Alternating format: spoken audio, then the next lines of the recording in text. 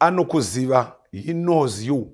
Tinonamata Mwari anotiziva mukati nokunze. Anoziva mufaro wako, anoziva kusuwa kwako, anoziva misodzi yako. Tinonamata Mwari anoziva. Vane mabasa akashata, Mwari unoaziva. Vanovenga vanhu, Mwari anovaziva. Vanochengeta zvigumbu, Mwari anovaziva. Ndati vanorarama muchivi, vasingadi kuchirega, Mwari anoti ndinoziva mabasa ako. Anoziva vanotuka, anoziva vanoshora vanhu. Mwari ana chaasingazivi. Anoziva vanorova vakadzi mukati medzimba. Anoziva vanotsvaka mishonga yokudyisa varume.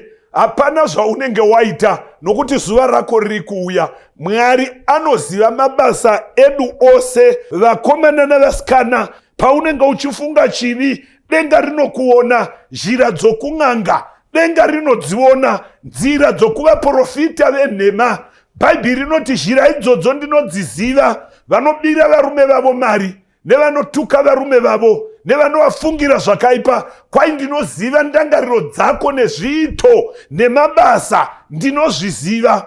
Usiku hunoita samasikati, iziso raMwari rinovona pakaranda. Vanovona pornography, denga rinovavona.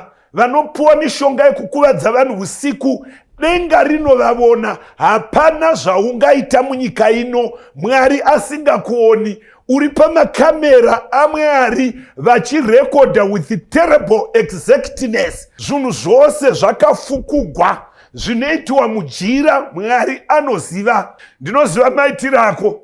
Unopretenda to love your wife but haumudi. Unopretenda kuda murume wako asi haumudi, unomusema. That's why usingadi kisi naye. Unomusema. That's why usingamuitiri zvakanaka. Hama yangu inodikamwa, hakuna unga kununura pabugwere bwako kunze kwa Jesu Kristu. Hakuna unga kununura padambudziko rako. Handizivi rava namakore mangani rawazama nainda naro kumakanzelasi zvaramba. Ndati handizivi hope dzaunorota dzakunetsa kwamakore wazama vaprofita zvaramba. Kune munhu umwe unokuda usingakonewi, unoi Jesu Kristu.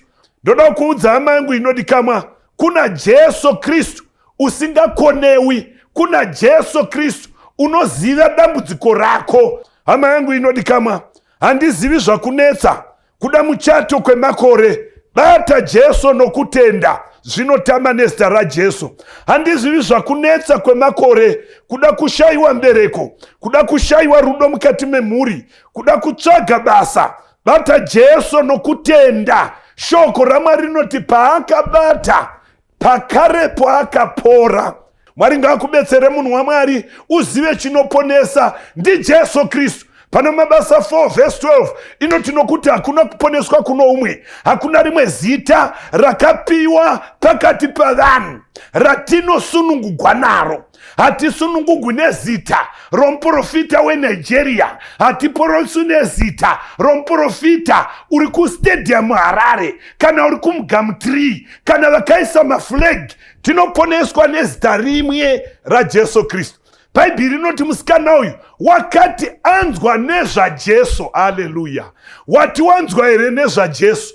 Ndi Jesu anonyaradza vanochema. Wati wanzwa here nezvaJesu? Anopa rugare pasina rugare. Wati wanzwa here nezvaJesu? Anopa mbereko kune vasina mbereko. Ndati wati wanzwa here nezvaJesu? Anopa zvikumbiro zvedu nokutura mitoro. Ndiye Mwari watinonamata.